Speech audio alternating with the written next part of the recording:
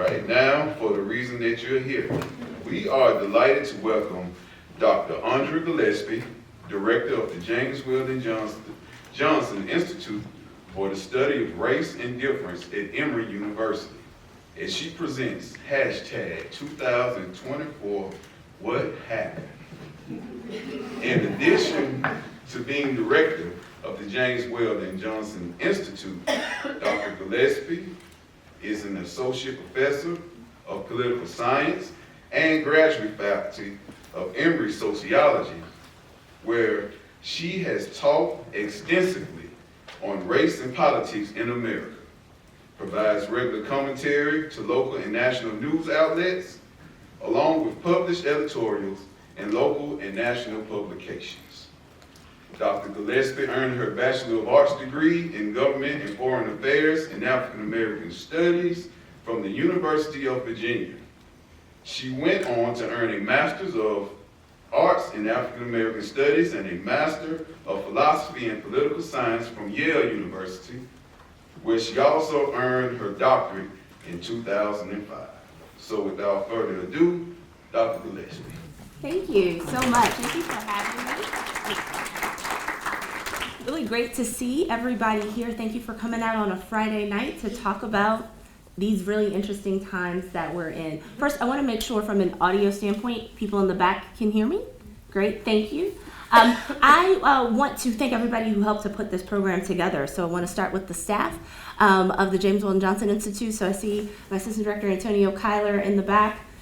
And you met Reagan Smith and Regina Simpkins, who are outside. We want to thank them for all of the work that they did in putting this together.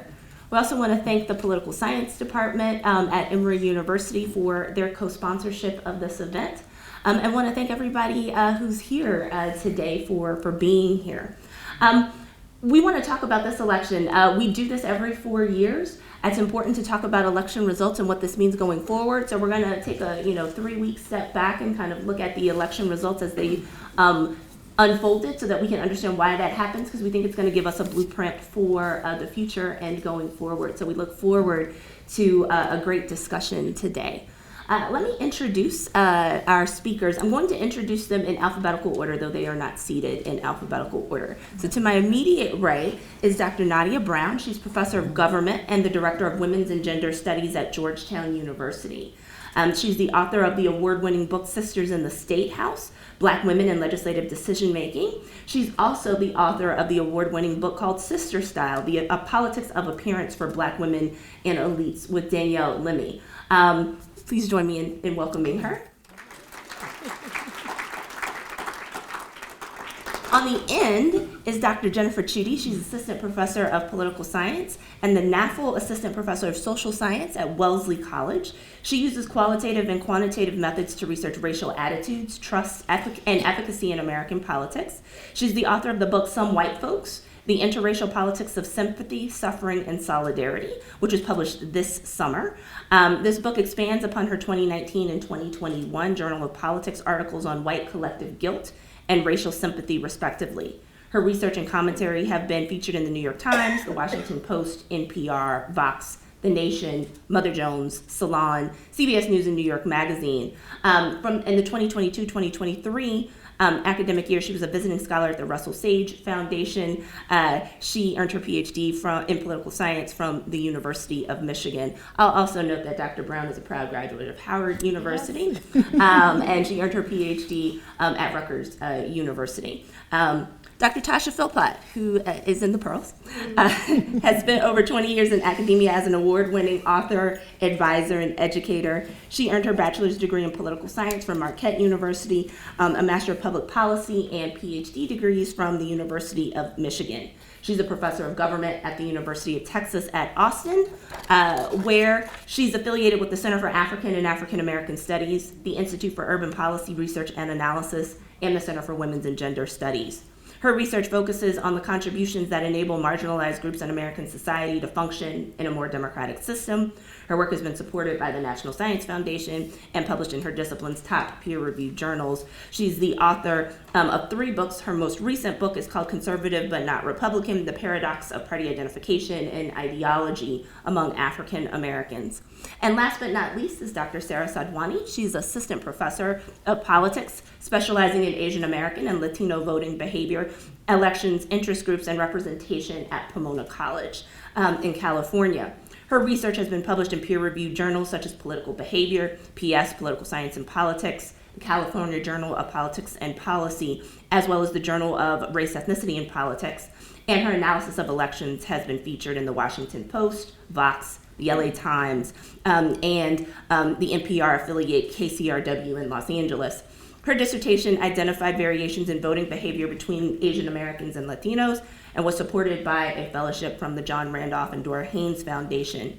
She is currently a faculty fellow at the University of Southern California's Schwarzenegger Institute. She's also recently selected to serve on the Citizens Redistricting Commission for the state of California, which is tasked with drawing the district boundary lines for Congress, the state legislature, and the State Board of Equalization. So with that, please join me in welcoming our panel.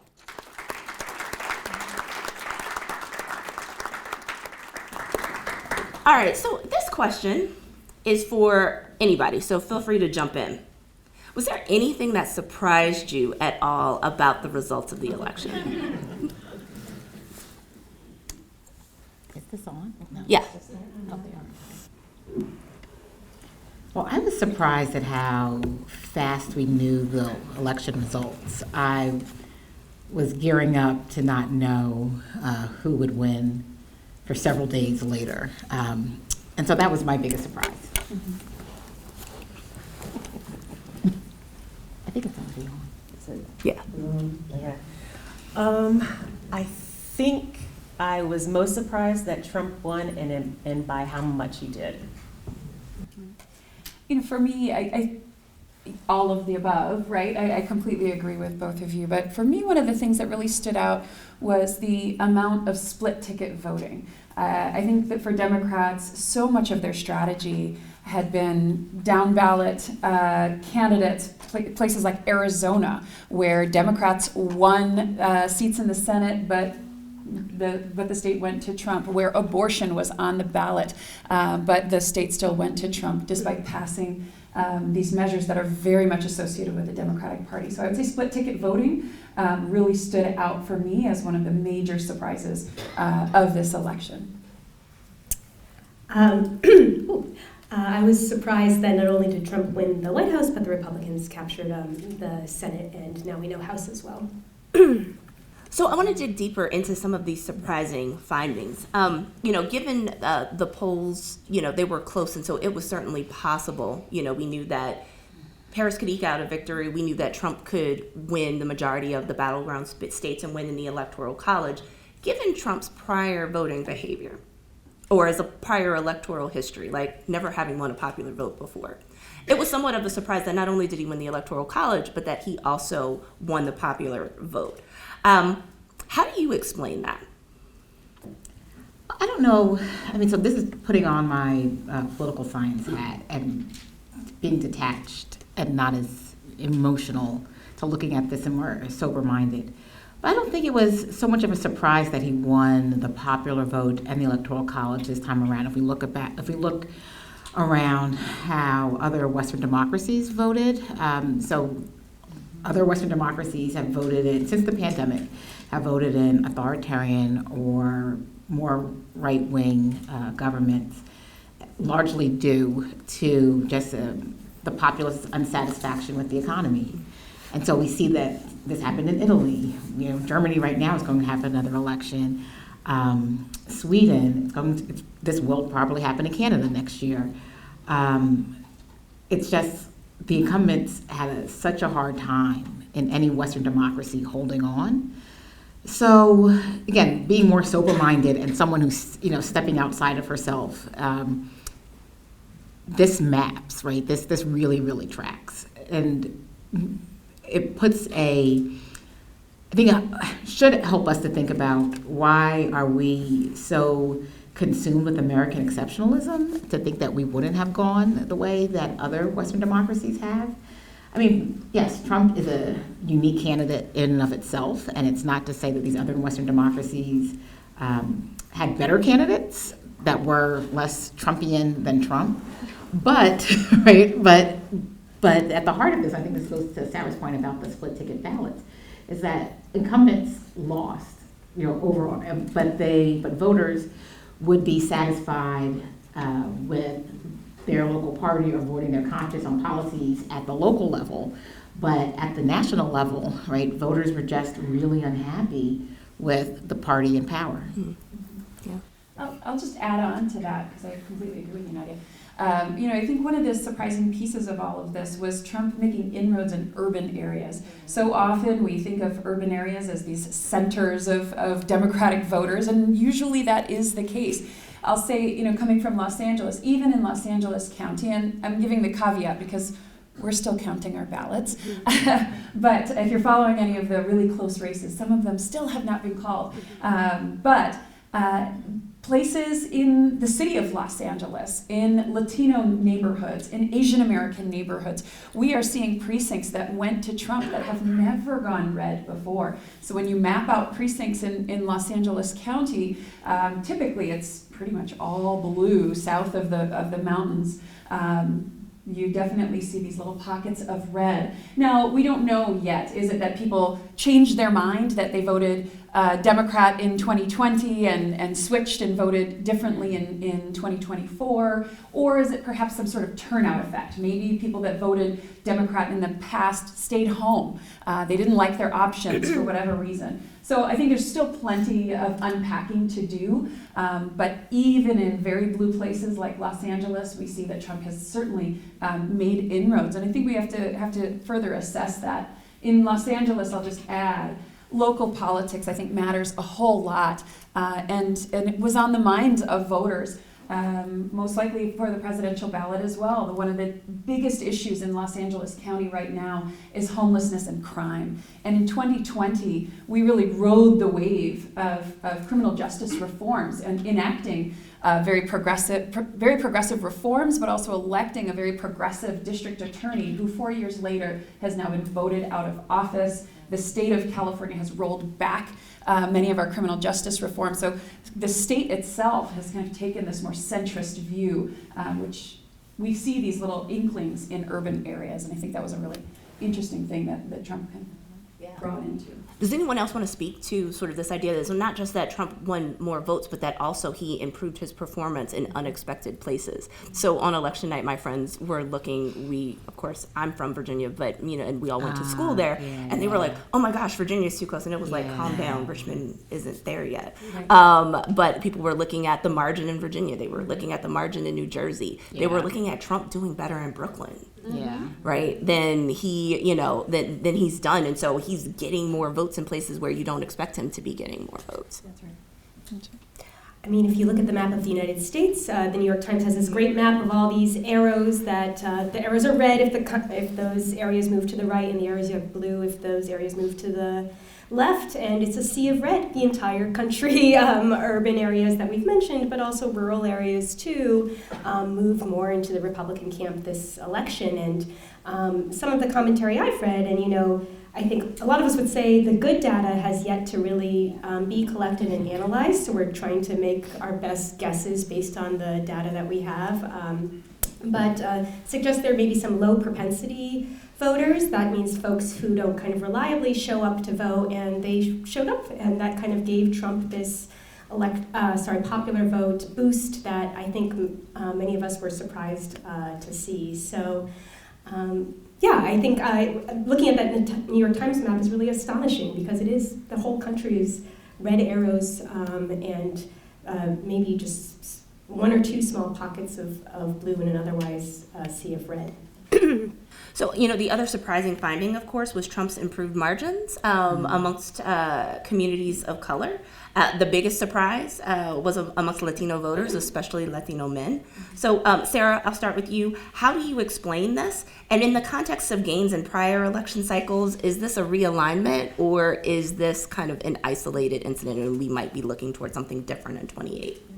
And I think since immediately following the election, this narrative has come out about, in particular, Latino men. But notably, that was coming from exit polls. And now that we're getting actual polling, one of the problems with exit polls today is that more and more states allow mail-in ballots. So if you're going to go out and do an exit poll and stand outside of a polling location, you're missing half of the electorate who's already sent their ballot in by mail. So this was the data. The CNN exit poll had Latino men as 55% for Trump, which was an astonishing number to hear. But now additional polling that's coming out, the Unidos poll, the AP data that's coming out as well, is actually showing to some extent the opposite. Or at least a more muted effect for sure. So it looks like Latinos still were at about 62-ish% in support of Democrats, which is roughly in line with where they've been for many election cycles. So did Trump make some inroads and did Republicans make some inroads with Latinos and Latino men in particular? Yes, but I think it was not necessarily as much as that initial media outlay really was. And why is that, right? I mean, I think there's a whole host of reasons that we can be thinking about. I think some of those criminal justice reform pieces, I think, play out in Latino communities as well, quite differently. In Los Angeles, and I'm going to keep coming back to LA because I do a lot of local politics there as well. And in so many ways, I think Los Angeles is a litmus test for different areas, as odd as that might sound. There's a whole lot of dynamics kind of going on under the surface in Los Angeles. In LA, the one institution that has diversified is the LAPD. 50% of LAPD officers are Latino. And so the ongoing defund the police messaging, which is ever present in Los Angeles, was a real turnoff to a lot of Latinos. So when we see some of those precincts turning red, that could be one part of it. There's research coming out as well about the use of the term Latinx or Latine, and how that was a real turnoff. That is not a term that most Latinos use, and yet continues to be used over and over again. And I would also point to some of the research or work of Mike Madrid.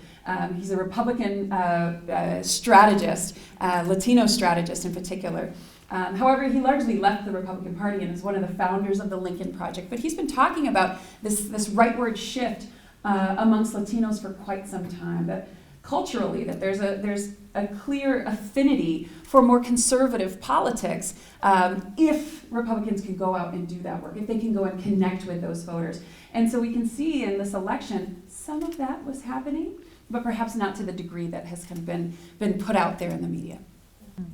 I mean, okay, so at dinner, I didn't want to do it here because it gets too in the weeds, but like we could talk about AP Votecasts and and Edison sampling strategies, because what was so funny was last time AP Votecast sort of had the more conservative number for blacks, and that reversed this time. And so it was Edison that said, oh, all of these Latinos voted for Trump. And AP Votecast was the more conservative one. So there are all these questions there about who's sampling who and exactly. whether or not communities of color are being accurately sampled, which is a perennial problem in polling. So I still want to follow up to this question, and I want to bring Jennifer into the conversation. So I shared with you a paper from a postdoctoral colleague in the political science department, Derek Wakefield, who argues that the changes that we see in Latino voting behavior are in part a function of ideological sorting. So you have conservative Latinos who are Republican, you have liberal Latinos who are Democrats, but those who are still in the middle are economic voters. And so it would sort of map on to what we think is the narrative of this election, that there were a lot of folks in the middle who decided that Donald Trump was better on the economy, and so they cast their votes for him. How compelling do you find that argument, and is that at least a good starting point for when we start to dig into our surveys like the American National Election Study and the Cooperative Multiracial Political Survey? Yeah, this is he here? Is the author of the paper here? I don't see her. Oh, well, I will praise him in his absence. This is an excellent paper about kind of the variety of policy opinions that Latinos carry and the importance of them when they evaluate white candidates, which Trump is. Excuse me. And I did find it compelling. There's, I think, a presumption that for Latinos, because many of them themselves are immigrants or are, parents or grandparents are immigrants, that immigration is the issue that's most salient to them, and this paper really pushes back on that narrative. But the paper also suggests that the majority of Latinos do have a partisan kind of leaning or attachment and tend to evaluate candidates in light of those attachments. And so, when they see Harris talking about immigration, if they're already Democrats, they're prone to view that favorably. And similarly, if they're Republican and they view Trump talking about immigration, very little those candidates can turn off partisan voters. So he's kind of looking at these 20% or so of Latinos who are independents. And I think it is worth examining. I mean, one thing that has happened over time is Latinos have been in this country longer, and so we're looking at also potentially the effect of generational status. And maybe there's something there about the longer a person and their family has been in this country, the less attached they feel to immigration as a salient issue area. But the paper also found that, economics but also social services together are a very important part of how Latinos think about economics. So that, to me, doesn't suggest that Republicans have captured kind of Latino interests in this way, because they do care about the provision of social services, which is a domain where historically Democrats have kind of a compelling story to offer. So I also want to ask about Asian American voting behavior. Like, we don't talk about it, but the exit polls suggest that more Asian Americans voted for Donald Trump than we witnessed in previous elections. What do you think explains that? Yeah, I'm so glad that you included Asian Americans in the conversation, because it is such a growing demographic everywhere, including here in Atlanta, of course.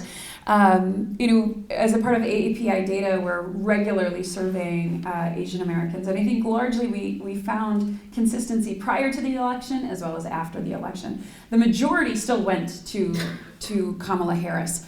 But yes, again, there were some inroads, and there was most certainly a sort of a centrist movement amongst Asian Americans, because since 2016, we've really seen Asian Americans move closer and closer to the Democratic Party. But data that's coming out now definitely shows some response to Kamala Harris, to Donald Trump as well.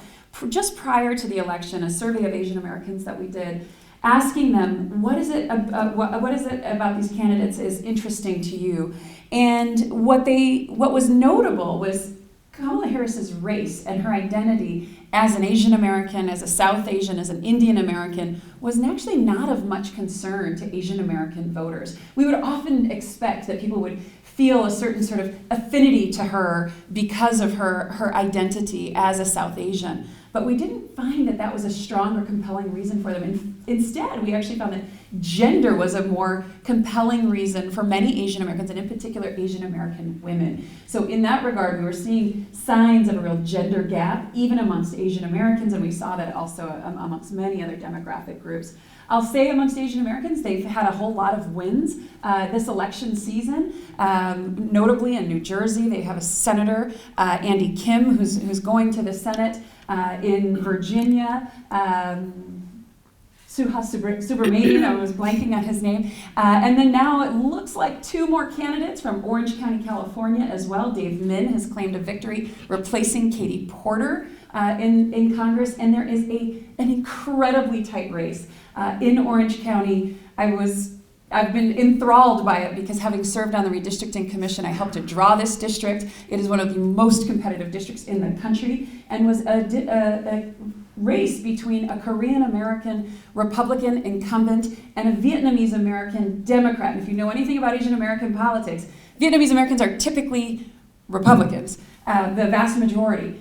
So it is fascinating. 1 week ago, the Democrat pulled ahead by 85 votes. And is now ahead by about 400. It looks like he is going to win that race. But again, they're still counting those ballots. So Sara knows I was in California a couple weeks ago, so I was watching all of the ads and then trying to figure out and looking this up. So that's definitely really interesting to track. One of the things that's also interesting about the exit polls was that Asian American voters seem to be more likely than other groups to be voting third party in this election. And my initial reaction to that was, that might be the Gaza protest vote.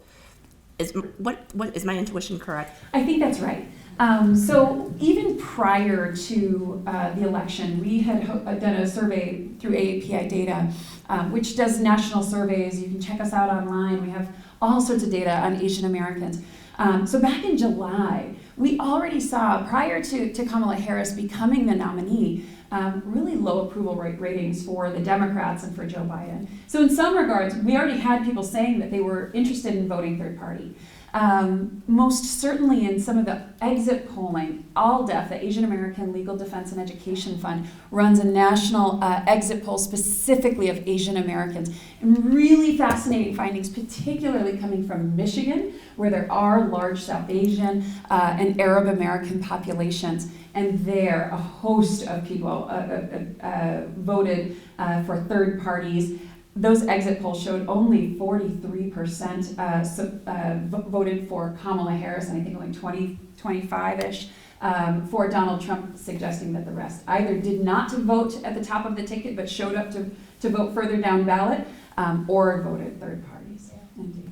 So the story of black voters is a little bit different in this election. So, no majorities of blacks voting for Donald Trump. But overall, depending on which exit poll you use, about 13 to 16% of black voters were reported to have voted for Donald Trump. Tasha, you do a lot of work looking at black Republican voting behavior. Is this evidence of stability of sort of the 90% rule that we typically sort of teach our students to think about in terms of Democratic voting behavior amongst blacks? Is this evidence of stability, or is this a realignment? So when I was thinking about this question, I said a little bit of both. Okay. And I'll tell you why. Okay. So one of the interesting, if you kind of dissect that by gender, one of the interesting things is that you have black women doing what black women do, which is overwhelmingly voting for the Democratic presidential candidate. And 80+% of black men voted for Kamala Harris. What's different about that is, yes, they did vote Democrat, but typically over presidential elections, the Republican Party candidate can usually get about between 10 and 13% of the black male vote. In this election, it was almost twice that much. And so one of the things I was thinking about is, what is it about Trump that was really resonating in this time? And I think what resonated among black men is similar to what resonated with the rest of the country, which is this idea of being replaced. And Trump has a very masculine, hyper-masculine messaging. And I think that it is very scary from a group that has historically been emasculated to think that now black women might surpass them. I think that was part of the reason why we see, and I want to say, 4 years ago in Georgia, black men showed up and showed out for Warnock, but did not do the same thing for Stacey Abrams. And so it's not just a matter of partisanship, it's something about a black woman being on the ticket that's a little off-putting to black men. Now, realignment, no. I mean, we're talking about, little movements, but I certainly wouldn't call it a realignment. We're at like 90%. What's interesting, though, is I'm not really trusting those numbers, because if you look at the numbers going from through the summer up until September, they had black women voting for Kamala Harris or Biden for 60%, which no.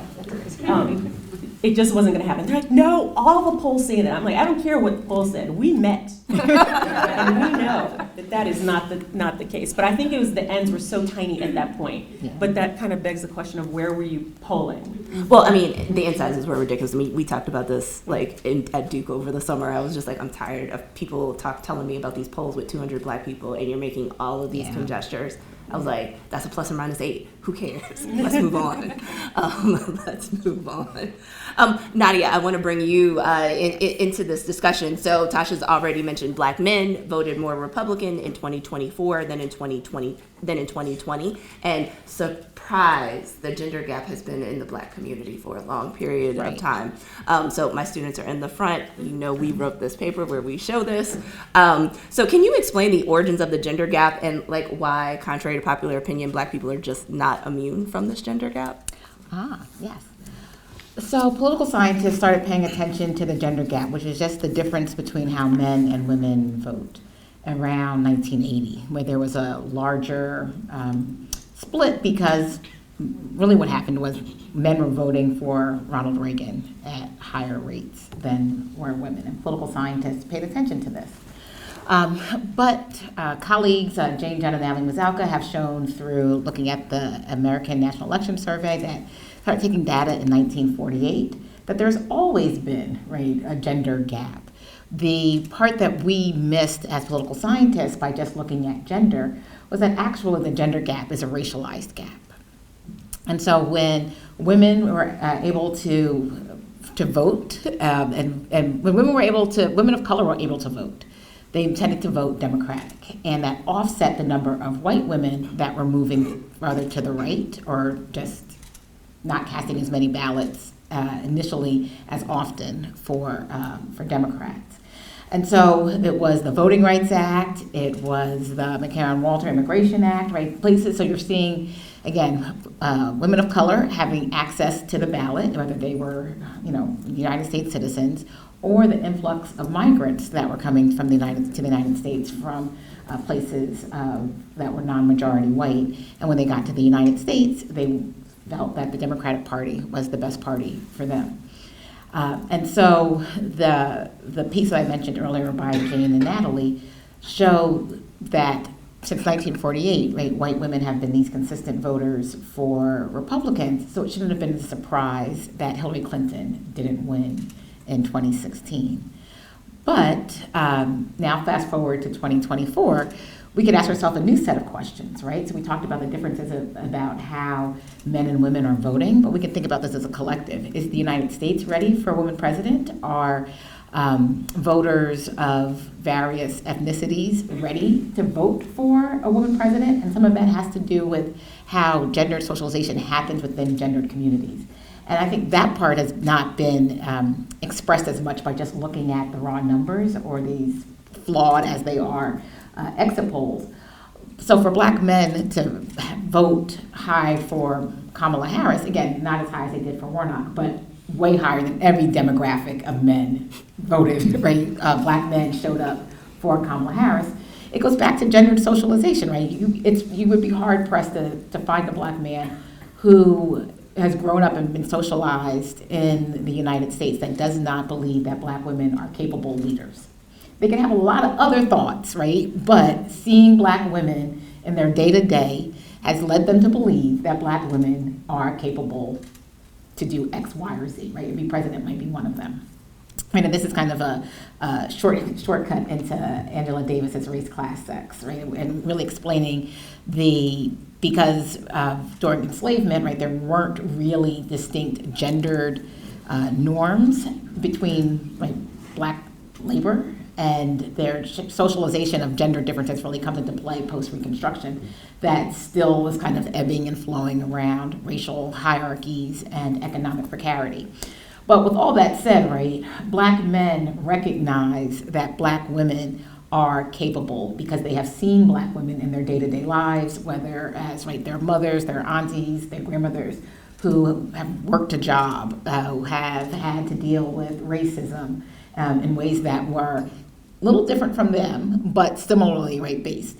And so to make the claim that black men were going to be overwhelmingly voting for Donald Trump, which was the case earlier in the race, it just wasn't hitting, right? It wasn't giving what that was supposed to give, because all of the scholarship says, that black men recognize that black women are capable leaders.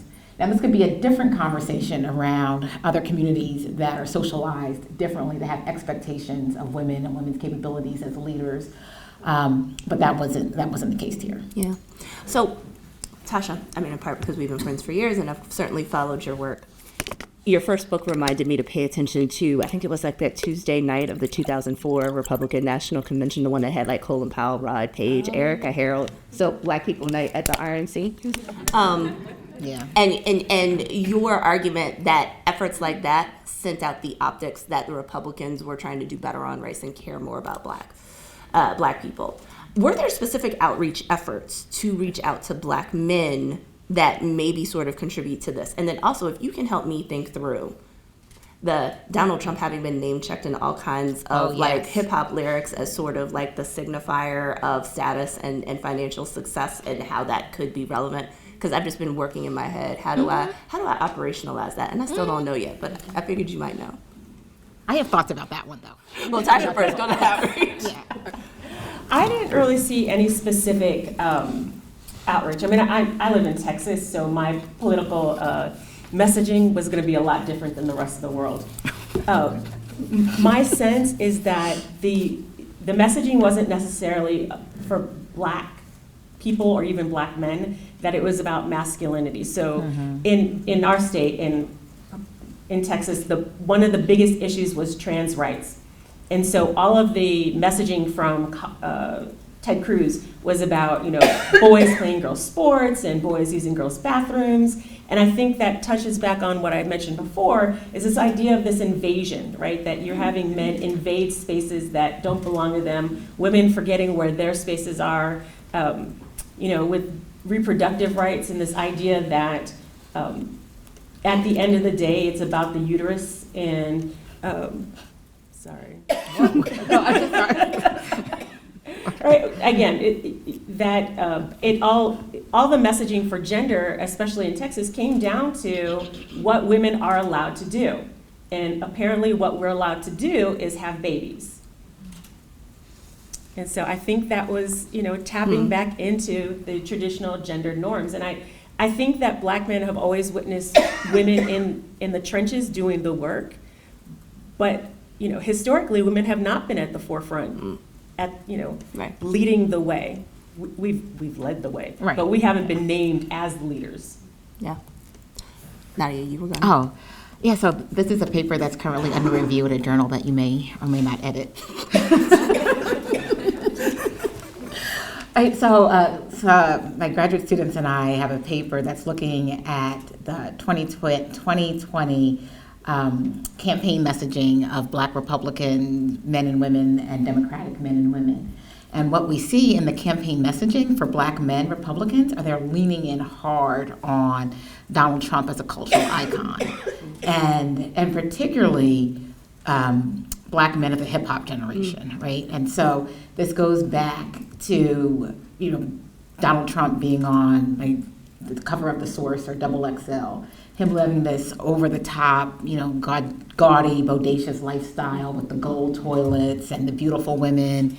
And so looking like he's living out, right, all of the things that rappers talk about. And it has this, it's really Gen X, right, kind of, it's very particular, right? Yes, 90s hip hop, thank you, 90s hip hop. But even today I was in the car and 2000s hip hop came on, the Young Jock song, and he said, folks in the hood call me Black Donald Trump. And I never heard that line, it never got it until I was in the car today. I mean, maybe it's Atlanta, so they're playing the song. It's the Gen Xers, right? So there's a different status. You want to do Gen X? I mean, I'm a geriatric millennial, so I'm not trying to throw stones. What I'm saying is, but the kind of lifestyle that he lived and the prominence of, right? So Donald Trump, as problematic as he was, right, for Gen Xers, you could think about Central Park 5, right? This isn't happening in isolation, but still, right, he was seen as like a cultural icon. But back to this paper, the Black men who are running as Republicans are invoking his name in that respect, right? Which was really eye-opening for us. Yeah. So Nadia, I want to stay with you. So Kamala Harris did best among Black women. She got about 92% of Black women's votes. That's actually pretty typical for a Democratic candidate. So why did she not get, the 96% that Barack Obama got? We don't see that type of consolidation. So in my research, my colleagues and I are still processing this, but we did focus groups with Black women. I think part of the places where I didn't expect Black women to not be as enthusiastic about Kamala Harris was outside of the DNC. So colleagues and I went to Chicago this summer and talked to people that were protesting around the administration's handling of the war in Gaza.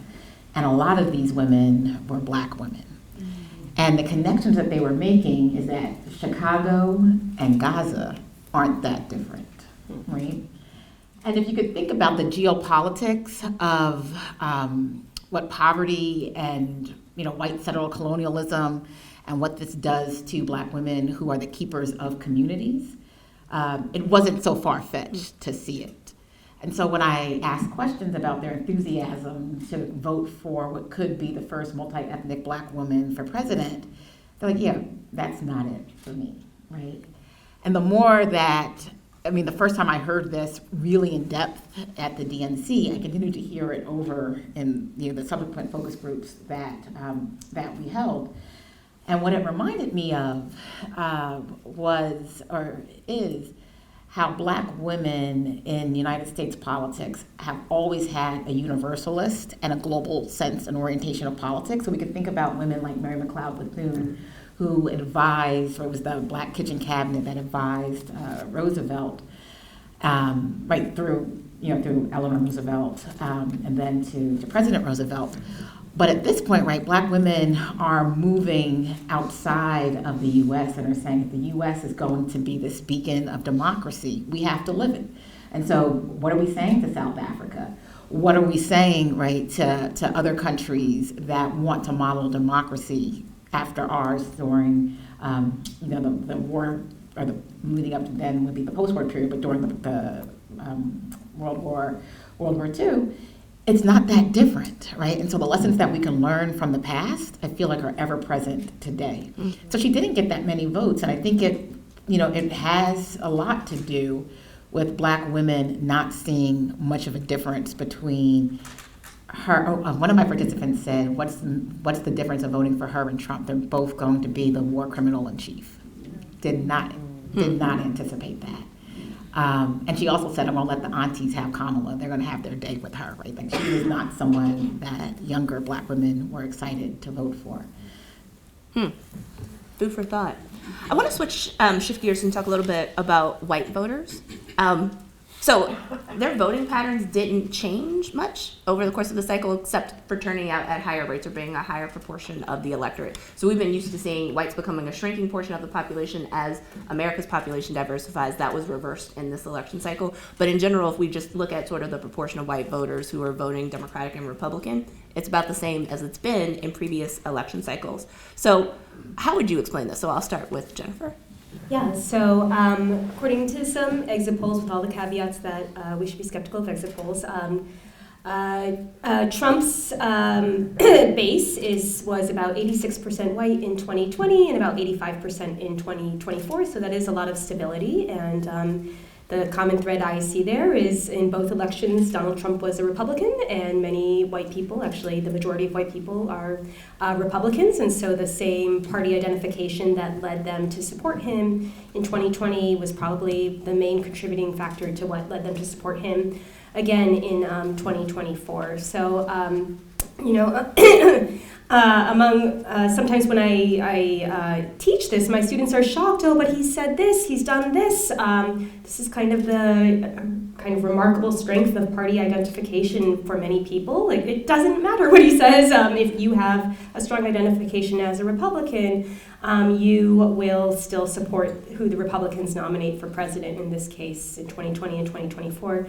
It was Donald Trump, and when he looks at his base and sees that the majority of it, almost 9 out of 10 people in his among his supporters are white, he is crafting messages that appeal to that group. So there's also good reason for them to hang on to supporting him. Also, the number of white people in the Democratic Party has stayed pretty similar in 2020 and 2024. This is as the Democrats nominated, they didn't nominate Harris, but as Harris was the nominee, who obviously has a very different background than Joe Biden, being multiracial Black woman. My work would suggest there are some white Democrats for whom kind of progressive ideas about race are what actually attract them to the Democratic Party, or what kind of keep them in the Democratic Party. So even though I suspect she did lose some votes among racially resentful white people, I think a lot of white Democrats continued in the Democratic coalition in 24 because their partisanship is now also bound up in progressive racial attitudes as well. So, we've talked about the gender gap before, but let's talk about it amongst white women in particular. I'm channeling my inner Jane John right now for those of you who are in on the joke, and so that includes some of my students in the front. So we were expecting this huge gender gap. I think we were expecting that a lot of white women might vote Democratic because of the Dobbs decision, and then when we look at the numbers, it's like, nope, that did not happen. It was the gender gap sort of amongst whites is basically the same.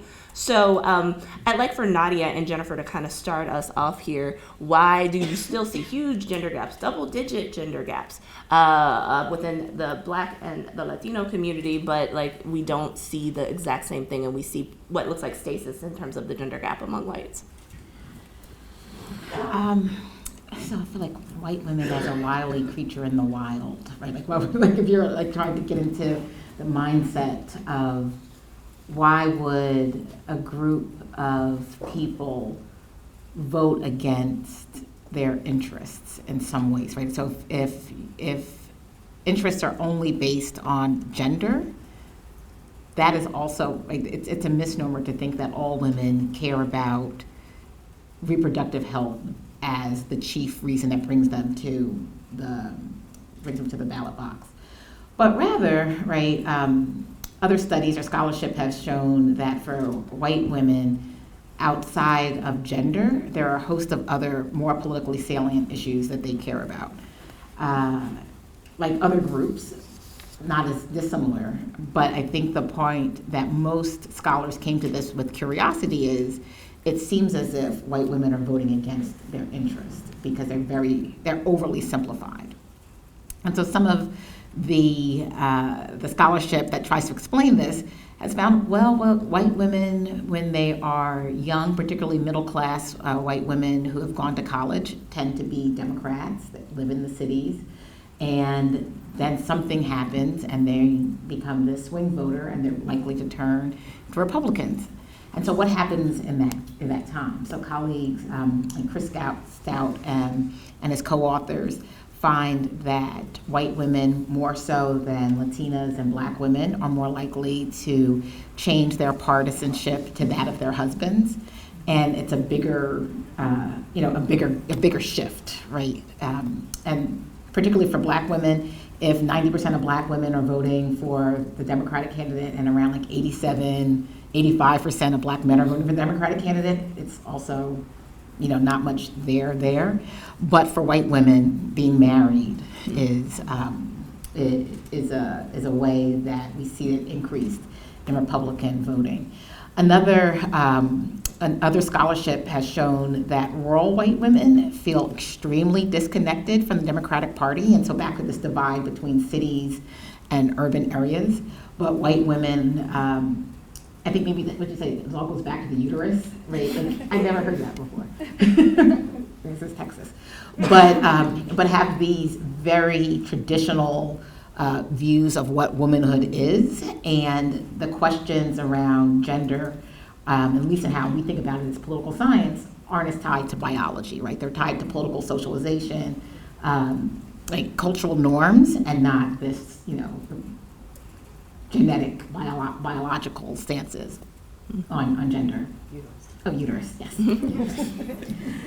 Yeah, I think, there's a presumption that the identity of gender would be solidifying and mobilizing, but that's a presumption that actually isn't, for white women, been demonstrated to be politically meaningful. I mean, Hillary Clinton lost the vote of white women, so I would have been surprised if Kamala Harris, who's not a white woman, would have improved upon that. And I interpret that as their racial identity is kind of a more salient ingredient in their voting decisions, perhaps than their gender identity. But I think it's, there's parallels here, presumptions about the policy areas that are salient to groups. There may be some errors in assuming, Latinos care about immigration, women care about reproductive rights. Some of our conversations suggest that these communities have quite a bit of heterogeneity when it comes to these topics. Yeah. So let's talk about that messaging.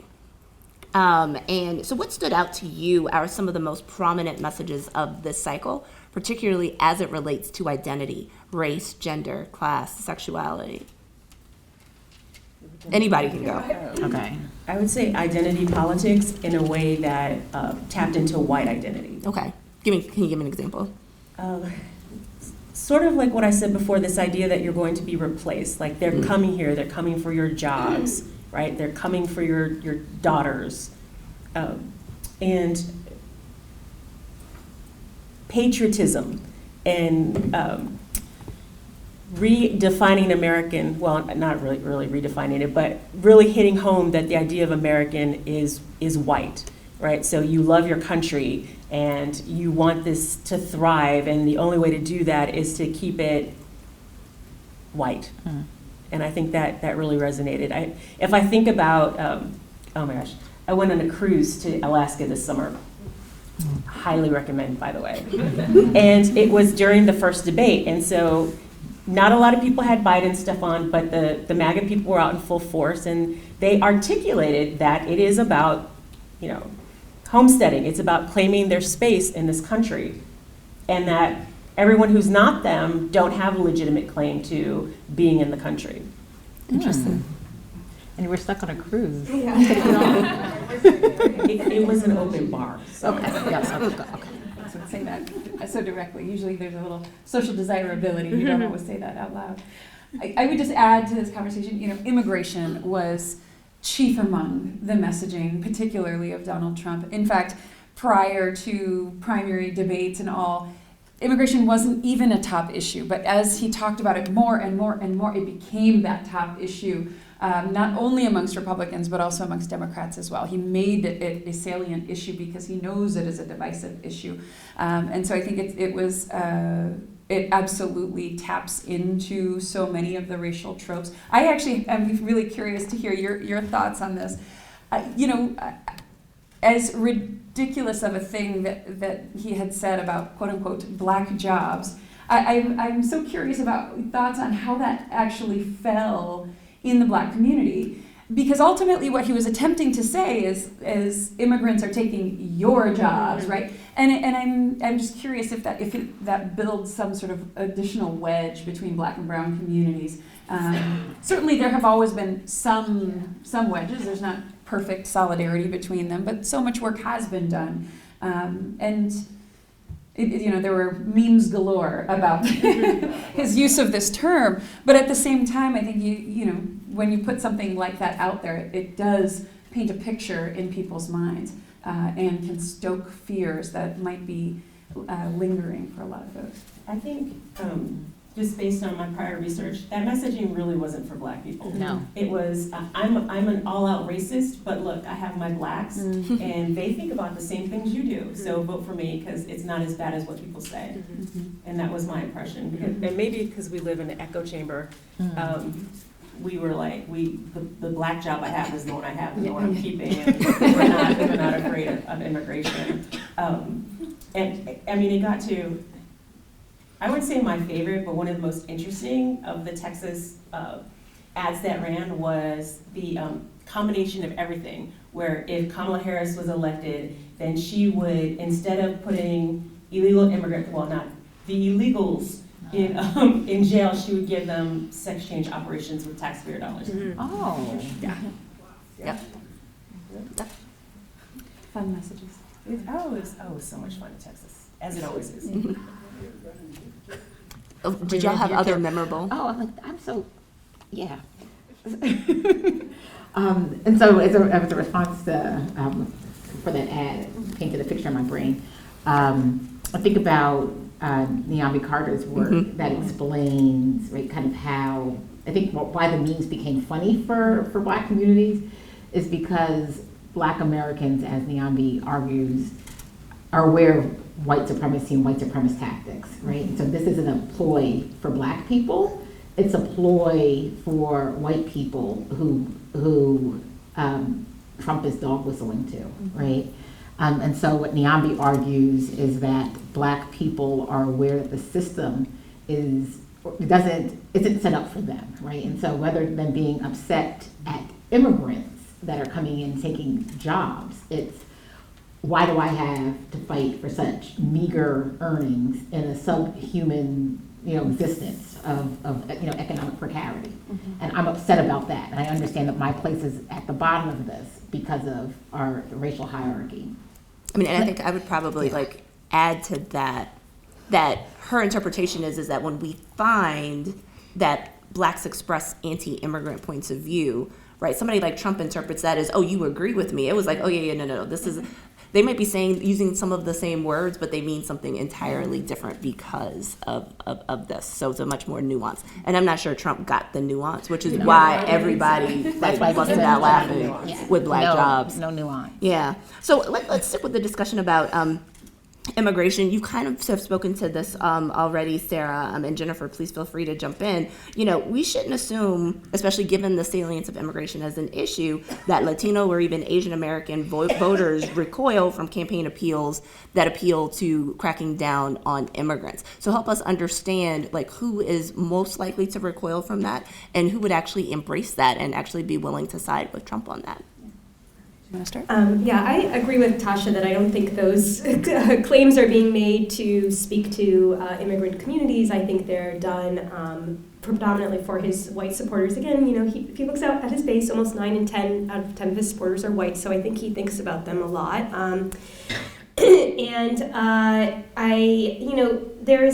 There's very few new things we learned about Trump in 2024, so I don't think there's a lot of new recoiling, right? In 2020, we already knew a lot about him. Then we saw him govern. We learned a lot during that as well. So even these comments, which might strike listeners as, okay, this is over the top, this one's the most egregious, the bar has already been set, so I don't think there's a lot of updating that's being done when people hear one of his supporters call Puerto Rico an island of garbage, or he says all these other offensive things. I think it's not a surprise, and for many of his white supporters, there's no sense that he has to be kind of vague and wink about the way he talks about immigration and race.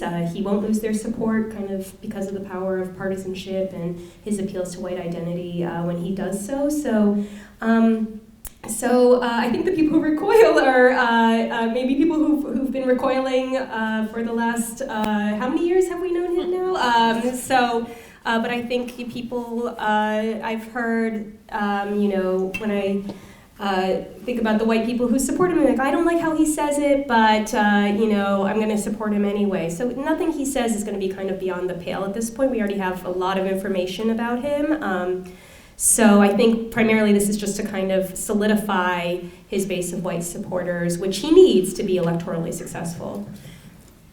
I would just add to all of that a caveat, though, because survey data is showing that amongst Latinos there is at least a centering of perspectives on immigration. Unidos, back in December of 2023, begins to find this effect where more and more Latinos nationwide are calling for stricter border enforcement. And in a Berkeley poll of Californians and California Latinos, 63% said that they found undocumented immigrants to be a burden. This is a shocking finding in the state of California, where back in the 1990s, Proposition 187 attempted to criminalize Latinos, and there was an enormous backlash from the Latino community, from students leaving their classrooms, and it has reshaped California politics, and so much political science research has looked at this effect in California for Latinos in moving to the Democratic Party. So I think we're beginning to see some of these shifts, at least in terms of perceptions of immigration. Most certainly it is not the top issue for many Latino voters, as well as even for some Latino immigrants who are non-voters. And a few anecdotal pieces about why that might be, right? There's a generational difference, potentially. Although even amongst foreign-born Latinos from different countries, you can still find evidence of this. In that poll that I cited from Berkeley, the effect held among Spanish-speaking survey respondents as well as English-speaking, right? So we can assume that incorporates a whole host of these different folks. So I think there are generational differences, but another piece is potentially the demographic of people who are now crossing the border. 20, 30 years ago, it tended to be folks from northern Mexico who are now settled. We're several generations in. Now we have folks coming from southern Mexico with more indigenous backgrounds. There's always been, even within Mexico, issues, racialized issues between the indigenous folks and folks who are of lighter skin. Now there's more folks from Central America coming. So there's a whole host of reasons why we might begin to see some of these shifts, but certainly these polls are suggesting that something is changing here. Immigration is most certainly not something for Democrats to organize on in order to get Latinos. And I think that is an area where Republicans, I think, are doing somewhat better to some extent. I was really interested in, we were talking before about 90s rap and Donald Trump. Nicky Jam, a reggaeton artist, incredibly popular, came out in support of Donald Trump. He ultimately rescinded his endorsement of him after the Puerto Rico comment. But it did, to me, speak to this interesting dynamic, because so often, even in Los Angeles, when Democrats go out to try and connect with Latinos, it's with a mariachi band. That's great, but if you're a fourth generation Latino, that's probably not who you're listening to. And so I think sometimes Democrats fail to see who Latino voters actually are. And of course, I would be remiss to not also note the vast differences of Latino communities across America, and in Florida versus Texas versus Los Angeles versus New York, et cetera. So, I was going to say, I think one of the things that I've observed, and it's not my area of specialty, but we always think about the politics of respectability as being part of the Black community and how we've governed ourselves. But I really do think that as we've heightened this, the anti-immigration type messaging and being more comfortable using racial tropes, that there's a politics of respectability that's going on, particularly I think of the southern Rio Grande Valley in Texas, where there's this, I'm not like them. Let me prove to you that I'm not like them. I'm going to support you so that I can prove to you that I am American, and those people are exactly what you say, but not over here. yeah. But so Politico ran a story that I think that speaks to this respectability or this differencing or othering that I would love for political scientists to pick up on. But what Politico found is that with the third and fourth generation of Latinos who are voting for Trump, it's yes, these people aren't like us, but it's also a deep sentiment of anger and resentment that their parents, that their community members, their loved ones had to come to the United States and be undocumented and not have the opportunities that new migrants have, particularly from Nicaragua, who are getting asylum and now can, because of asylum process, can get a driver's license, can have papers to work legally, whereas their parents have been here for generations, and are working in the shadows. And so part of it is they're not like we're different, but I'm resentful that the process has worked for some and hasn't worked for my group. So I kind of want to shift and talk about Kamala Harris and talk about her historic candidacy, but also understand a little bit more other than some of the dynamics that we have been talking about. So I'll start with Nadia, but open this up to everybody. Why did she lose? Did she lose because of sexism? Did she lose because it was too much to ask somebody to turn around what was a failing campaign in 107 days? And then looking ahead towards the long term, the Democrats have nominated 2 women in 8 years and have failed. What does that portend for the prospects of another ambitious woman candidate who aspires to be president? So I'm not giving up hope that the Democrats will not nominate a woman. They're not going to nominate a woman in 2028. I think that's right. Gavin Newsom has his name all over that. Correct me if I'm wrong, Sara. He does. I don't know the American people do. Right. Because I think that particularly, my students and younger Americans aren't as put off, right? They're still, Gen Z doesn't have the most, they're not super overly progressive on gender issues, but they recognize that a woman is capable of being president, right? So I think that the Democrats will nominate a woman. I don't know when, but Kamala Harris won't be the last. So some of the reasons why I think she lost, I mean, it's so hard to do a postmortem just 3 weeks out, but some of the things that, the first thing I'll say is I think she did an incredibly great job of running a campaign in 107 days.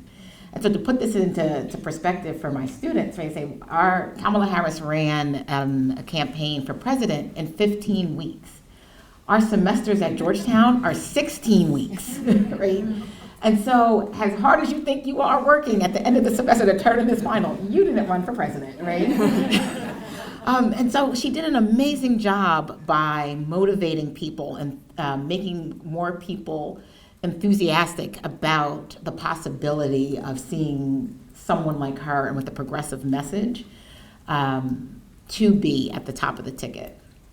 And so I don't want to, because she lost, and lost pretty badly in comparison to the other elections that have been much closer in American history, that she didn't do an awful job, right? I don't think she might have been everyone's top candidate. She was probably not the Democrats' top candidate. But I think she did a very honorable job in running this race. So some of the reasons why I think she lost, number one, I think that she moved too soon to try to court swing voters without shoring up her base.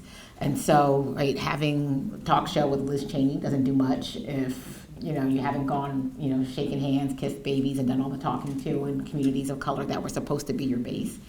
Second, I think it was a real misstep not to address Gaza in a way that deeply heard people's frustrations with the administration. And, as a truth in American politics, the United States is not going to abandon Israel, but the situation could be presented in a different way, right? And the administration could have done a better job. I think that Kamala Harris had a ton of missteps by not having a Palestinian American speak at the DNC.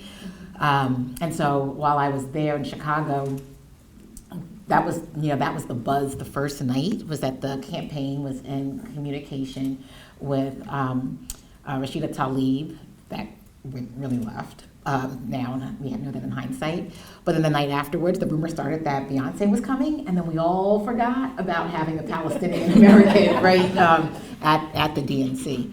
And so just, starting off the campaign, she could have put some daylight in between her and Biden, which might have drawn some people to even have an imagination of what would a Kamala Harris presidency look like that would not be a blank check for Netanyahu. And then lastly, I will say that I think she did herself a disservice by not crafting her own narrative. And so she talks very publicly about her race and gendered identity in her memoirs, even in her children's books. She didn't do that as much in this campaign, right? And which is typical of her. So even her, her previous campaigns, reporters would ask her about being the first woman or being the first multi-ethnic Black woman in a position, and she would kind of downplay it. But in her written work, right, and she's talked extensively about this, as well as one-on-one interviews with other people of color. And so when there was a campaign that was trying to paint her as, or the Trump campaign trying to paint her as this liberal who was leaning into identity politics in all the wrong ways, she didn't do herself any favors by not talking about her identity and how that shaped her value system and how she would vote based on what she's, how she's grown up as a multi-ethnic Black woman, daughter of immigrants, and the lessons that were taught to her from her parents. Yeah, I agree with you. I think there was a little bit too much jumping the gun on trying to get the Nikki Haley Republicans. And I think she needed to be at a couple more Black churches, probably. Yeah. And I think she was trying to take a page out of Obama's book, which is to be more of a universal candidate. But at that point, we already know. We know who you are. We know you're Black and Asian. And I don't think she played up to her relative strengths. Mm-hmm. Now, could I have done as good of a job as she did? Absolutely not. So I think that I don't think she lost as much as Trump won. Yeah. He was able to just mobilize that base. But considering what she was able to do in that amount of time, I would never consider her candidacy a failure. I think I'll add to that, and I completely agree. 107 days, you said not 70. That is a crazy amount of time to pull together a presidential campaign. And so I think kudos to her for doing so. But in many ways, I think she was doomed from the start. She was my senator and my attorney general. I've known of Kamala Harris for many, many years. Even when she ran in 2020, she pulled out of the primary before the Iowa caucus with the fear that she wasn't going to be able to do very well. She was never actually tested at that primary stage by the American people. And I think that that's a key component here, that perhaps that connection hadn't really ever been made, even though she was vice president and did win on that presidential ticket with Biden. I don't know that that was necessarily a strong affirmative vote for Kamala Harris. And I think that continued to be a shortcoming for her even now. And just to speak to some of the concerns raised by Tasha and Nadia, I think that there was a lack of this authenticity of who she really is in downplaying these parts of her. And I think often when you talk with people, they say, I didn't really connect with her. I didn't understand her in certain ways, or she wasn't talking my language. So I think for whatever reason, she failed to connect with voters. And I think that was probably going to be true from the beginning. And to the point about Gavin Newsom, again, he is my governor. I'm not so sure about that. I don't know that a Californian is ever going to win the Electoral College in maybe in my lifetime, right? I mean, I don't know. You all tell me. Ronald Reagan? What's that? Is Well, that no. before your lifetime? Oh. No, I guess that wasn't my lifetime. That wasn't my lifetime. That was also a Republican. California's changed a whole lot since then, right? And I think the view of California and the Bay Area liberal certainly worked against Kamala Harris as well, even though she had moderated on so many issues, most especially on immigration. She could not shake that identity of the Bay Area liberal, and I don't know how Gavin Newsom would shake that either.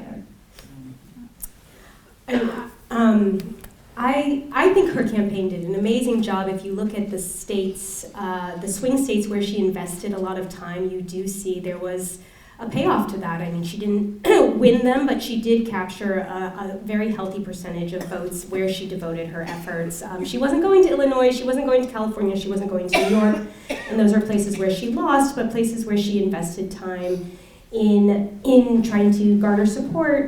You can see some evidence that the campaign was marginally successful in mobilizing people. I mean, to bring it back to Nadia's point, I think she was fighting an uphill battle from the start. She had to both show that she was continuity with an incumbent, so people wouldn't get stressed out, but the incumbent was increasingly unpopular. And political science models that were calculated 100 days before the election predicted she would lose on the basis of people's impressions of the economy alone. So if that's the baseline, and a lot of research suggests that people's impressions of the economy are so influential in shaping their views, then it could have been Beyonce at every single rally. It wouldn't have really made a difference. So I think in light of those kind of broader macro conditions, her campaign really did a very impressive job. And if you look again at the places she targeted, you can see the results of that strategy, even if it meant she neglected other places maybe she shouldn't have. So we'll have a few minutes for questions. So if you are interested in asking a question, we have the microphone here, so please feel free to start queuing up for that. I want to end this part of the discussion by asking a question about cross-class and multiracial coalition. And I'll just let you know that this is personally motivated. Right after the election, I had mostly white and Asian friends, but like college-educated, upper middle class women saying things like, well, if non-college folks are gonna vote for Donald Trump, then why am I voting for social safety nets? I'm just gonna start voting taxes now. Then I had a black activist friend who was like, I'm done with multiracial coalition if it's not about black people. I saw these election results and this is not worth my time anymore. And that could have been something that was said in the heat of the moment, right? It's a couple days out, it's the day after the election and you're mad. Right, and people might think something, differently with a little bit of rest. But I just want to, I want to interrogate this idea of what do the future prospects look like for a multiracial coalition if we're seeing this type of heterogeneity kind of in voting behavior, and you're seeing, in particular, from an African American perspective, blacks still doing the things that they've always done, and now seeing folks that they've been in coalition with looking like they're defecting at higher rates. And whoever wants to start. I definitely think it's perceived as a betrayal. Oh, yeah. And I don't think, I think Yeah. 3 weeks out? I think it's gonna last a little bit longer than that. Yeah. Particularly on the heels of 2016, right? And so this wasn't even a decade ago. So it's like, fool me once, shame on me. Fool me twice, shame on you. I'll give a local perspective on this. In Los Angeles, a county that is approximately 50% Latino, 14% Asian American, 9% Black, and whatever the rest was is non-Hispanic white. You can feel the tension. Los Angeles is the definition of a multiracial democracy. The demographic change already came in Los Angeles. There was a ballot initiative, one that I had actually been very involved in, to have county governance reform. And the key, there were many changes in there, an elected CEO for the county, but the big piece was an expansion of the Board of Supervisors.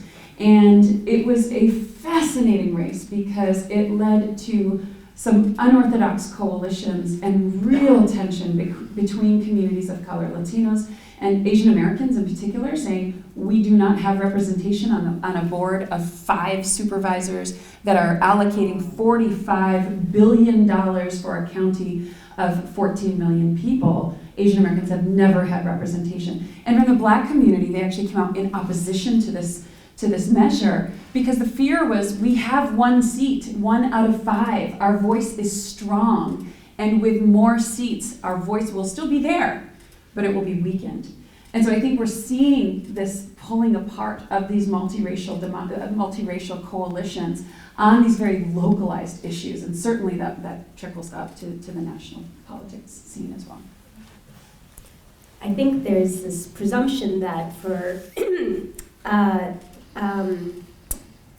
that racial identity is going to kind of predict one's political preferences, and for Black Americans that seems to be more in alignment, but for non-Black groups, people's attitudes about race may be more aligned with their politics than their actual racial identity. And by that I mean, what do they think about how multiracial democracy should function in the US, the importance of race and identity to our national identity? People's ideas about that might be kind of more the glue that holds a coalition together rather than identity alone.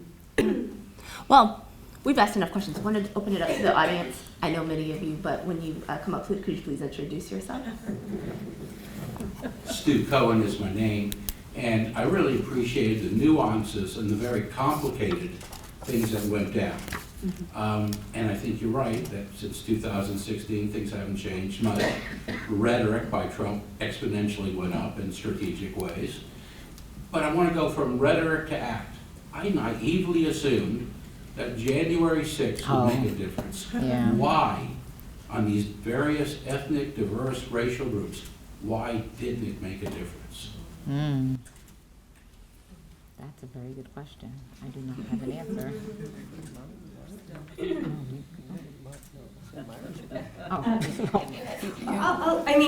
January 6th, everything around January 6th is viewed through very partisan lenses. Democrats immediately were like, this was bad. Republicans, I think I saw the day after, upwards of 80% said, we still support him. So I think, with every new fact that came out about January 6th, every new piece of evidence, it kind of enraged people who were already predisposed to be enraged towards Trump and didn't have as much an effect among Republicans. But that's the white people. So I don't know if you want to speak to the non-white groups, my co-panelists. But it wasn't a very salient frame. I think the Democrats had counted on saving democracy as being something that would be especially mobilizing, but it kind of didn't catch on, I think, in the way that Democrats had anticipated it might. I would agree with that, and I'm trying to remember the polling, but there had been polling on democracy issues from over a year ago, And it just simply wasn't an issue that resonated, at least with Latinos and Asian Americans necessarily, as being of top concern. I also think, the January 6th hearings were quite some time ago. And voters can be quite fickle that way, right? What is salient in that moment? What is top of mind? Certainly, I think the presence of Liz Cheney attempted to bring January 6th back to the fore, but it had voters really had amnesia on this topic in a lot of ways. And I agree, I don't know that it enraged different communities in the same way. I think there was this partisan divide, and I think most of the exit polling has shown that people that said that democracy was one of their top issues actually voted for Trump, which is kind of a fascinating thing that needs to be unpacked and looked at a little bit further. Anything else? Hi, my name is Dylan Ritchie. I'm, I think, at the point in my grief where I can see silver linings, and I really do think there is a silver lining, given that Trump managed to pull off the impossible and win the popular vote, that the House is as close as it is. That Republicans didn't do better with a president that it was so popular. Why do you think that is, and what do you think, what implications might that have if Trump doesn't manage a third term somehow, right? Like, what does 2028, 2032, or the midterms look like in 2026 when Republicans down the ballot are not doing as good as you would expect with a candidate that is as successful as Donald Trump? Yeah, that's a great silver lining. I will take that with me. So I think looking at Kansas as a state is instructive here, right? So Kansas had the trifecta that we have now, right? A Republican-controlled governor's office, both chambers, and a Republican-leaning judiciary. And they enacted, and this was in the early 2000s to like maybe 2010, and enacted some pretty right-wing policies that even Kansans were like, that's too much. We don't like this. And it was a time when voters got to actually see what it would be like to live under this like one-party rule where there is no stopgaps, and the kind of policies that Republicans were putting through just weren't something that Kansans wanted. But now fast forward, right, one of the first referendums on abortion access was in Kansas, where many people were surprised, thought right after Dobbs was overturned and went back to the states, that states like Kansas would be more likely to to want to get away with abortion access altogether. And Kansans were like, no, we don't want that. And so that gives me hope and faith in American voters that perhaps divided government is best, that it provides checks and balances, that one party doesn't just be able to run roughshod over another, and that voters actually prefer a mix of some conservative policies and liberal policies. And when you see one party vastly moving in one direction, there's often this pull to the middle. But another thing that I've been thinking about is just hypothetical, is that the Republicans are not prepared to govern. So this is probably going to be, I'm trying to think about the word for shit show. What do you mean? Have there been some interesting nominees that you've heard? Right, yes, the interesting nominees, just right, those that are currently in Congress that have won their seats, and a batch of others who will join them, as well as the tensions between conservatives that are truly have conservative ideals and principles, and those that have rhetoric and talking points. They're just not going to be able to work together. And I don't think they have a leader at the top of the ticket that's going to be able to help them to do that. Thanks. Dr. Sewell. Ali Asalisu, sociology professor at Emory. So my question, and surprised everyone got it, I am raw. I'm not even gonna lie, I'm raw. I'm gonna be raw for 4 years. Yes. But we lost almost 7 million Democrat voters at the polls. Where did they go? Number one. Number two, is there some evidence of which states, which municipals, somewhere where people were like, you know what, I'm just gonna go home, I'm not doing anything. I can't believe that it was just nobody showed up, but right now the evidence indicates people just sat home. 7 million, by the way. Yes. I wish I had this graph because it was uneven in the battleground states. So Right. places where we saw shrinkage. So here in Georgia, right, still lower than it should have been, but proportionally speaking, more black people turned out to vote here than in 2020, right? It's not true in North Carolina. If we look at In New people of York color State, kind of yeah. collectively. Wasn't true in Michigan, and I think Pennsylvania. But like, yeah, it looked differently. So even in places where you saw people of color make up a larger proportion of the electorate than it did in 2020, the shifts that we see kind of in the underlying demographics, we just said, yeah, the ones who showed up were the ones who came to vote for Trump. And that 7 million sat on their couches. Yeah, I think it was a battle of turnout. Because if you remember 2020, that was the highest turnout we've had since women have had the franchise. So that less people would vote in 2024 isn't surprising. It's still higher than what had been in previous decades. So I don't know if it was people sitting out or people just doing what they usually do. Now, Yeah. now why wouldn't this be more mobilizing? That I can't answer. I would say on the Democratic side. Clearly on the Republican side, they came out. And I was looking at the numbers we mentioned earlier, the good stuff isn't out yet, but just looking at it by state, battleground states had pretty higher, like in the 70s, which is unheard of. So people were coming. And they were mostly coming by absentee ballots and vote early. And so what that says to me is that Americans need to rethink our election laws, right? And the ability for Americans, there's clearly a desire for Americans to have more ways to vote than just in person on the first Tuesday in November. And so the early voting turnout was pre-2020 numbers, because Republicans pushed their people to get out as well. But again, it says that we as a country could be thinking more about how do we make the franchise more accessible. Great. So I love all of the questions, but I will have to say, Ethan, you are the last one. And we might have to end up doing some popcorn questions as we go through. But Edgar, go ahead. Hello, my name is Edgar Randolph. I was interested. I'm a black Republican.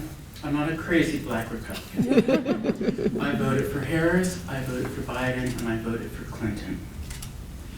Could you speak to, within communities, the generational change and the willingness to vote for Trump, that we are forgetting our history?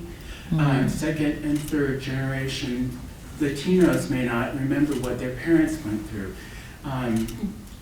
Young Gen Xers who are black or brown don't remember what their parents went through.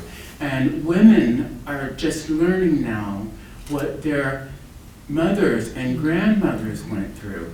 And that forgetfulness enables them to vote for Trump or not vote. Could you speak to that?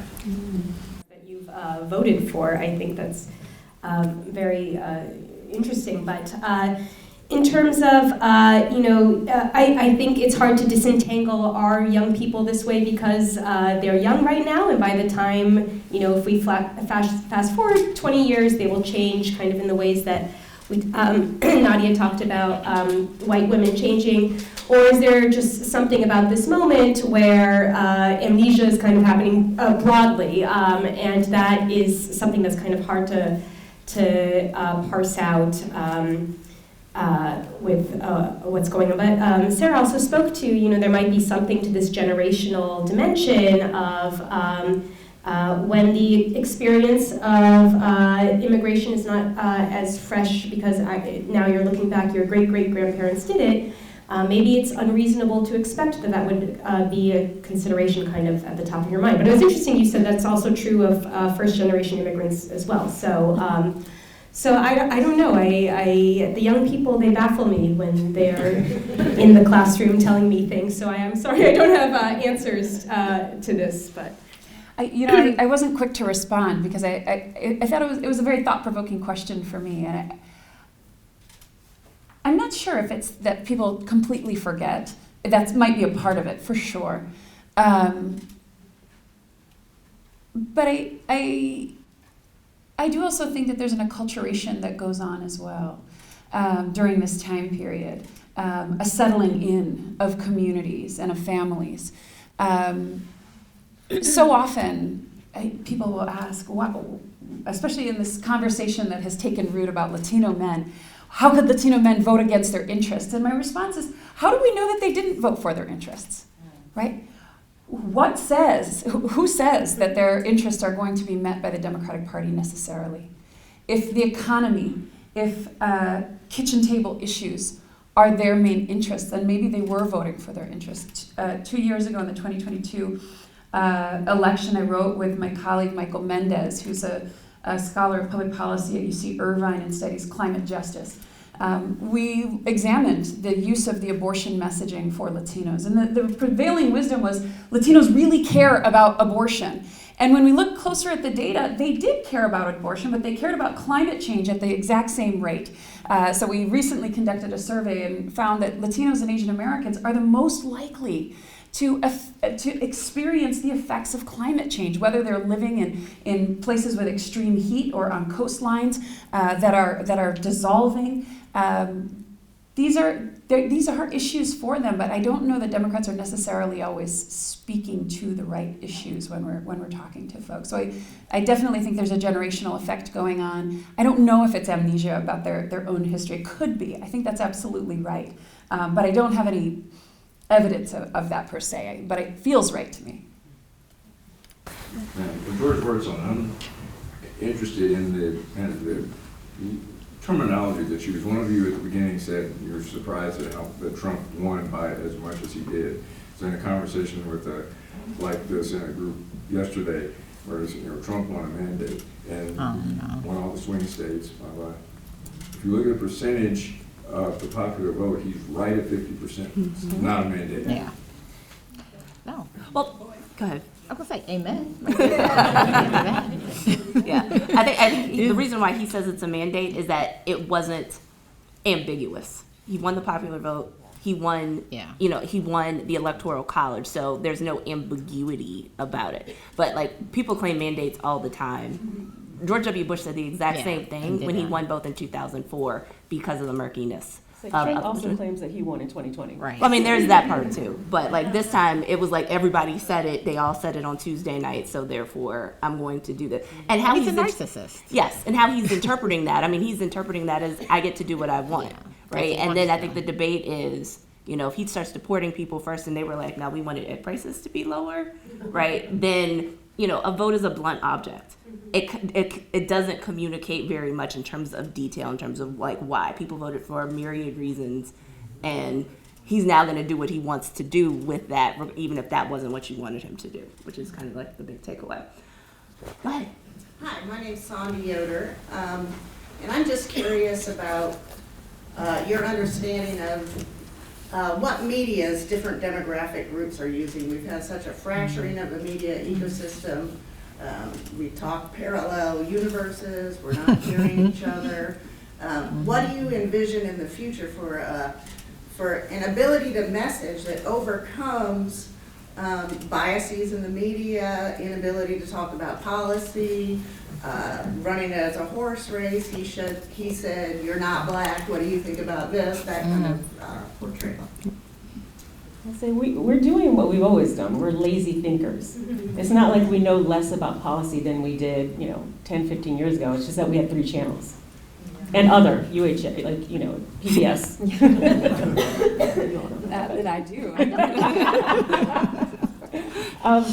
And we also want to we seek out purposely information that confirms confirms what we already know. So that's not going to go away. I'm going to search the internet until I find someone to agree with me.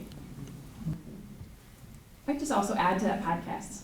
I think so many people can be a podcaster, but actually they do have a big influence. I say that because I've had 2 and they both are canceled now. but the podcast world definitely has had an impact, and I think there are a lot of podcasts that are speaking, especially on YouTube, that are speaking in particular to young men, and that's young men across racialized groups. So I think that this is a medium that the conservatives, I would say generally, I don't know that that's necessarily a Republican Party per se. I don't know if John Thune is getting on any podcast, but I think that this is a medium that is putting out political information, oftentimes false political information, but certainly a very impactful medium nonetheless. Yes. Hi, I'm Lauren, and my question is sort of about this idea of Donald Trump being better at the economy. I'm from Appalachia up north. I'm very red area. I've had a lot of uncomfortable conversations the last few months trying to sway people, to be honest, like away from Trump. And the number one thing that they say is about he's better at the economy, which we know, first of all, I think a lot of times that's an excuse because you don't want to say that you just didn't want to vote for a woman or a black woman, but anyway. But even if, let's say it is true that they feel he's better economically, we have so many Nobel Prize winning economists saying that's not actually true. So what is this, how did we get here in this, I feel this to be true versus the actual reality? I can really only speak to that community of largely white Republican people, but is this the same across other groups, and what could we do differently in the future to better sort of combat this? Because I don't feel like it was really spoken to as directly as it should have been, to be honest.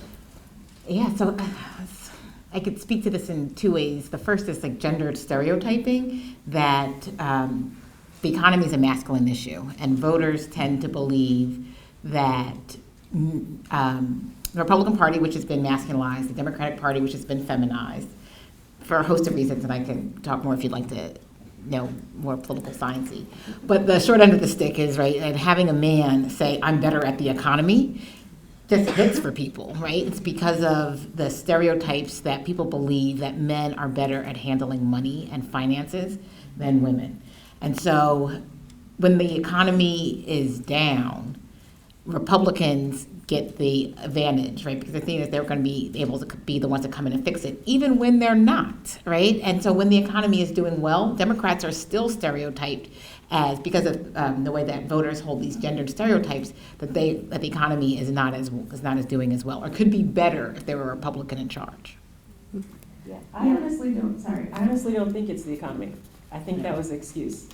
I mean, we have lower than average unemployment. Yes, bread costs more than it did in 1950, but, right? So I honestly don't think that it was the economy. I think the economy was an easy way to say, I don't want to vote for the black gal. But I mean, I agree, I'm not disagreeing, but what I'm saying is like, about to being like sloppy thinkers, right? That's when stereotypes matter, right? Because then you just go back to heuristic, because if you were to actually do a cost comparison, if you were to listen to all of the, 88 million economists that said that Trump's tariffs would be disastrous, right? And that look at how the United States has done better rebounding from COVID than any other Western democracy, it would say, vote for the Biden-Harris team, right? But it's not there. So the stereotype of having to do the research yourself just says, oh, Republican Party, man, better on the economy. Yeah, I would say there's a lot of evidence Biden's been very good for the economy, but voters aren't thinking necessarily about objective economic indicators like the unemployment rate when they assess the economy.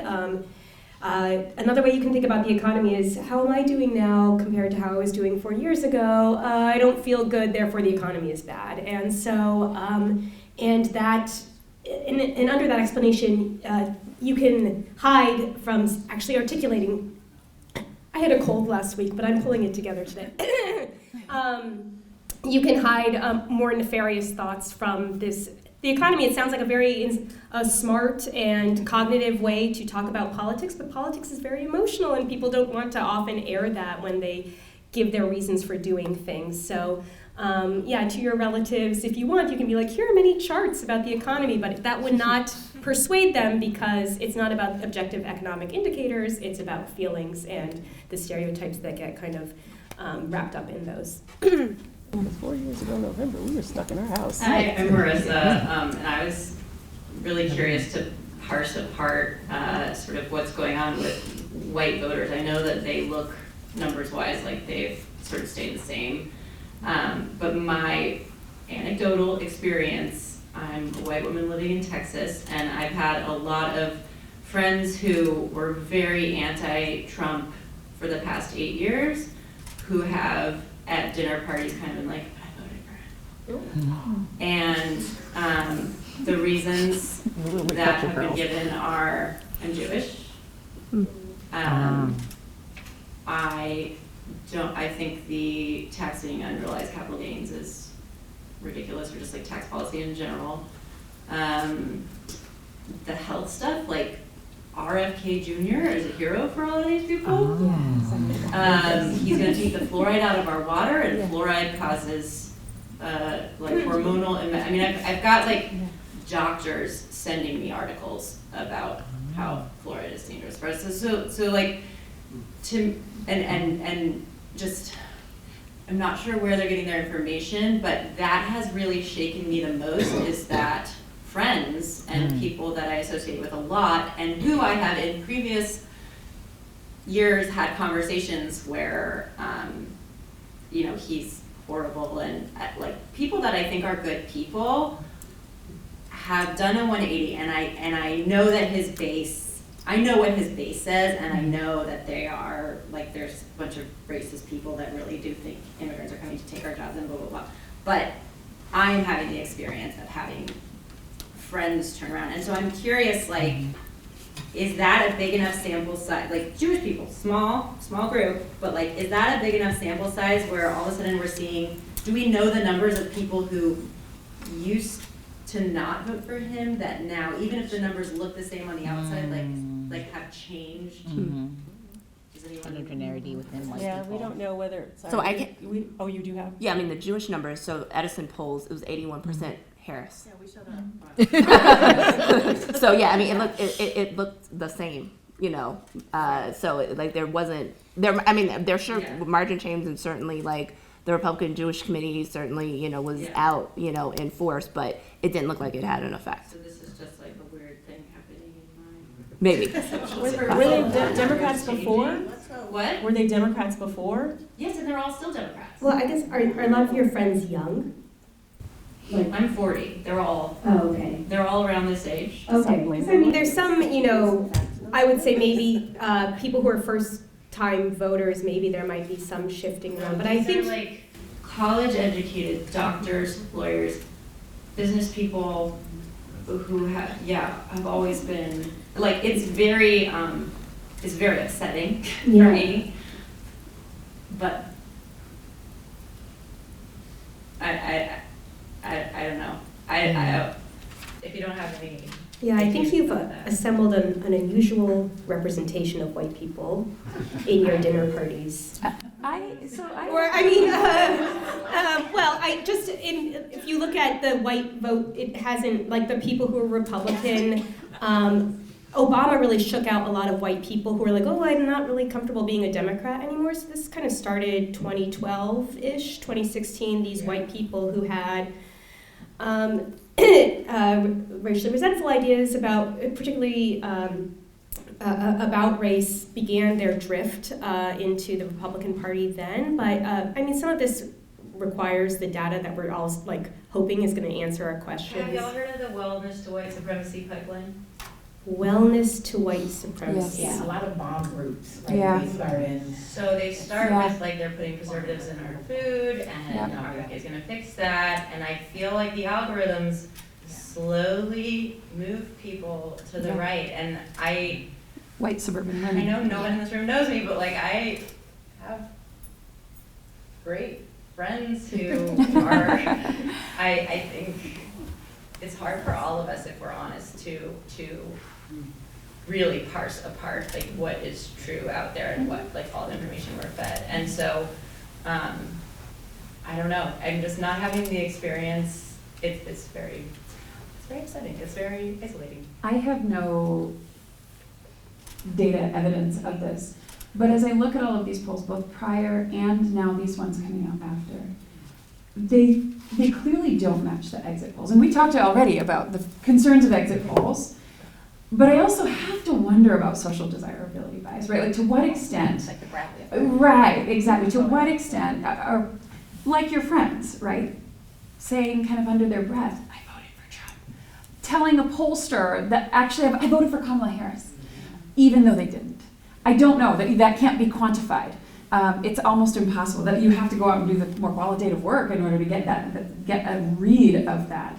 But I do think it can happen, and the Bradley effect in California, right? Like these things do happen.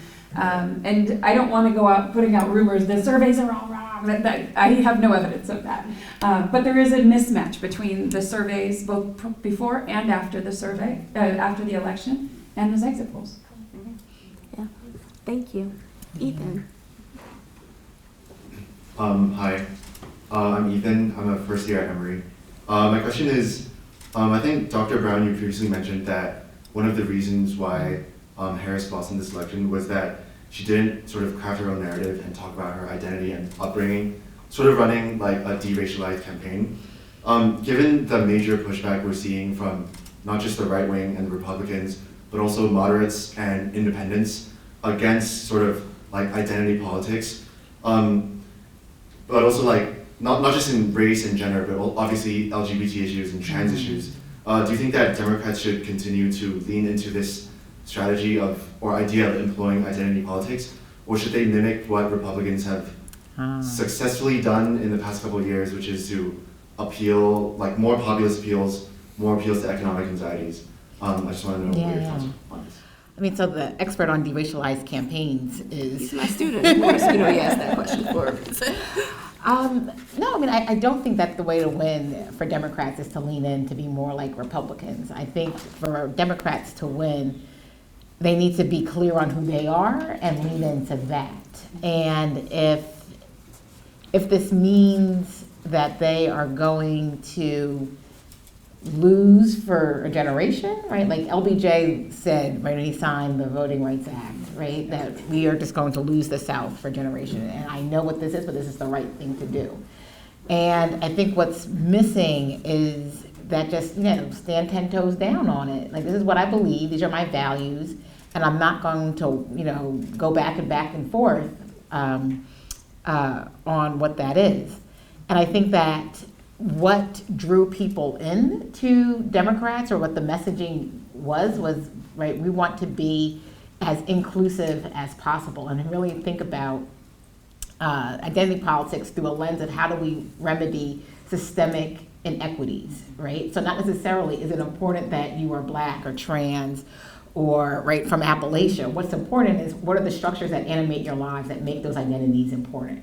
And if we can attack them by, let's say, pulling people out of poverty, right? Like, that's what we want to do.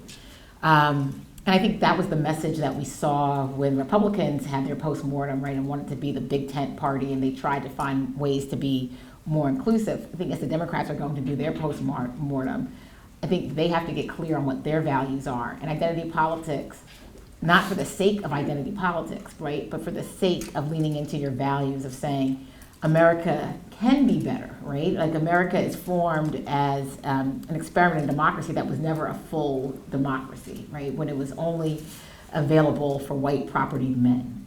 And so now that America has expanded the franchise and the view of citizenship, how does this fare out for other people? Not so well at all the times. And so the Democrats want to do better. I think it's by leaning into and understanding that their inclusivity is a strength that is based on values, not identities.